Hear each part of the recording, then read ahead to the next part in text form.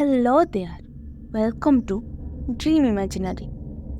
आज की ये इंसिडेंट जो मैं आपको बताने वाली हूँ वो मेरी एक फ्रेंड के साथ हुई थी। तो चलिए कहानी शुरू करते हैं। ये बात है 2021 की। 10th ख़त्म होने के बाद घर वालों ने डिसाइड किया कि हायर स्टडी के लिए मुझे रेसिडेंटल कॉलेज में रहना होगा। रेसिडेंटल इसलिए क्योंकि वहाँ पर बॉयज़ एंड गर्ल्स के हॉस्टल के साथ साथ क्लासेस भी सेपरेट होती थी और दिन भर बस हॉस्टल से कॉलेज और कॉलेज से हॉस्टल के अलावा और कहीं पर जाना अलाउ भी नहीं था। मुझे भी लगा कि रेसिडेंटल में पढ़ूंगी तो बोर्ड में बहुत अच्छे मार्क्स लाऊंगी। फिर क्या था, पापा ने टाउन के सबसे फेमस रेसिडेंटल कॉलेज में मेरा एडमिशन करवा दिया। पहले तो घर से दूर रहकर मुझे रोना आता था, लेकिन कुछ महीने के अंदर जब मेरी रूममेट रितु मेरी बेस्ट फ्रेंड बन गई तब मुझे घर से ज़्यादा हॉस्टल पसंद आने लगा। रितु और मैं इतना क्लोज थे कि हम दोनों साथ में कैंटीन जाते, क्लास में पास पास बैठते और पढ़ाई भी साथ में करते थे। रितु क्लास में हमेशा टॉप करती थी और मैं भी सेकंड या फिर थर्ड आती थी।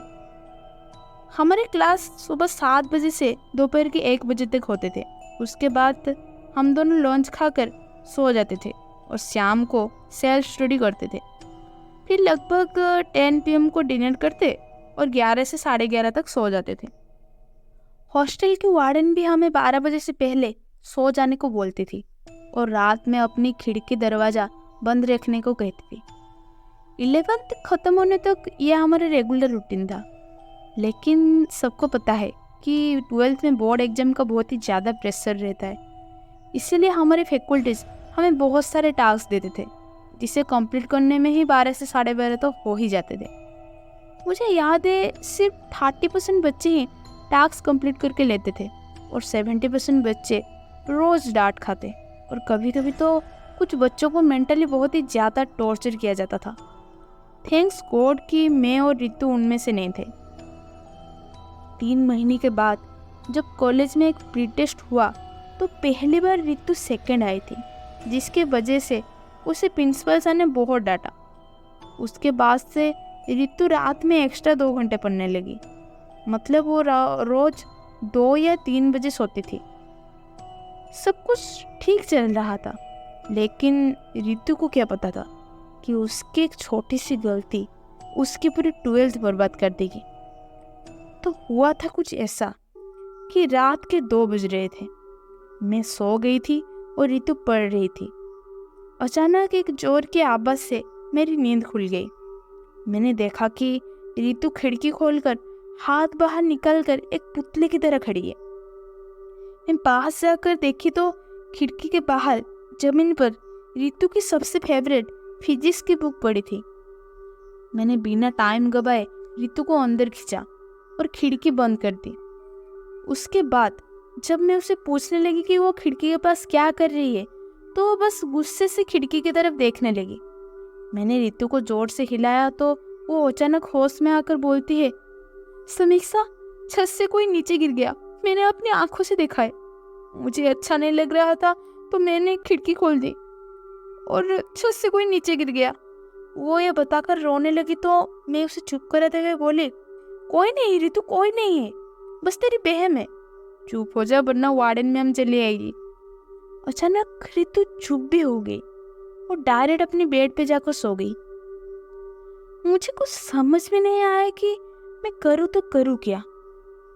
वार्डन को ये सब बताने की मेरी हिम्मत भी नहीं थी, क्योंकि मुझे लगता था कि वार्डन ये सब सुनकर हमें ही डांटेगी, क्योंकि हमने रात को खिड़की खोली थी। लेकिन अब मुझे लगता है कि वो मेरी सबसे बड़ी गलती थी जो मैंने उस दिन वार्डन को इस बारे में नहीं बताया।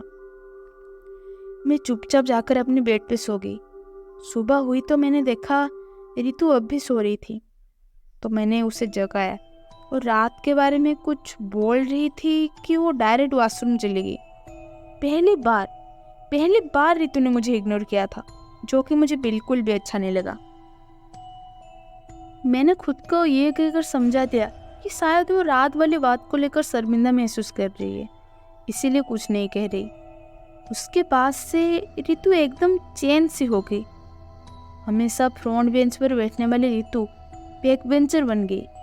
उसकी टेस्ट वेज से नॉन वेज हो गई और उसने वार्डन को कहकर रूम भी चेंज करवा ली और सिंगल रूम में रहने लगी।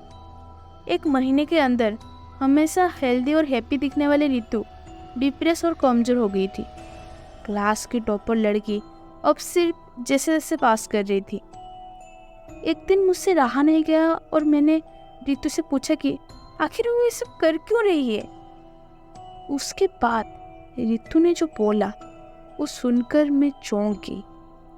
पहले तो रितु मुझे गुस्से से घूरने लगी और बोली, कुछ नहीं हुआ है मेरा, छोड़ो मुझे।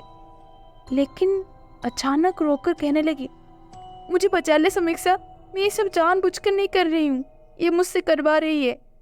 बस इतना कहकर वो चुप हो गई और जल्दी जल्दी अपने कमरे में जाने लगी। अब मुझे ये तो समझ में आ गया था कि रितु के अंदर सिर्फ रितु नहीं है। मैंने बिना वक्त बर्बाद किए वार्डन को सब कुछ बता दिया।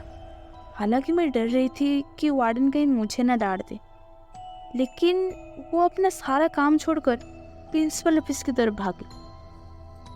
मुझे याद है शाम को रितु के पेरेंट्स, प्रिंसिपल सर और एक तांत्रिक गर्ल्स हॉस्टल के अंदर आए। तांत्रिक को देखकर रितु एकदम से चिल्लाने लगी। तांत्रिक ने सबको बाहर जाने के लिए कहा। लगभग 1 घंटे के बाद तांत्रिक एक मटके के साथ बाहर आया और प्रिंसिपल सर के साथ कहीं चला गया। हम सब अंदर गए तो देखा कि रितु बेहोश होकर जमीन पर पड़ी है। रितु के पेरेंट्स ने रितु को उठाया और अपने घर ले गए। वार्डन ने भी सबको अपने अपने रूम में जाने के लिए कहा, लेकिन मैं और मेरे कुछ दोस्त वार्डन से पूछने लगे कि आखिर ये सब हो क्या रहा है। पहले तो मैं हमें कुछ नहीं बता रही थी, लेकिन बहुत रिक्वेस्ट करने के बाद वो बोली, 3 साल पहले सैली नाम की लड़की वहाँ पर पढ़ती थी, जो पढ़ाई में इतनी अच्छी नहीं थी, जिस वजह से उसे प्रिंसिपल सर और सारे फैकल्टी मेंटली बहुत ज़्यादा टॉर्चर करते थे। सैली ये सब बर्दाश्त नहीं कर पाई और एक रात जब सब सो गए थे तब छत पर जाकर नीचे कूद गई और अपनी जान ले ली। तब से उसकी आत्मा रात होने पर वहाँ पर भटकती है और इसी वजह से वार्डन मैम हमेशा रात में सबको खिड़की बंद रखने को कहती है। ये सब सुनने के बाद मेरी आंखों में आंसू आ गए थे, क्योंकि टाउन के सबसे फेमस रेसिडेंटल कॉलेज होने के बावजूद वहाँ की कहानी इतनी दर्दनाक है। आज उस इंसिडेंट को लगभग 1 साल हो गया है। रितु अब पूरी तरह से ठीक है और आज भी वो मेरी बेस्ट फ्रेंड है। लेकिन उस 3-4 महीने में जो कुछ हुआ था, रितु को उसके बारे में कुछ भी याद नहीं है। सो वीडियो खत्म। If you like this story, then drop a heart in the comment box and मिलते हैं नेक्स्ट वीडियो में।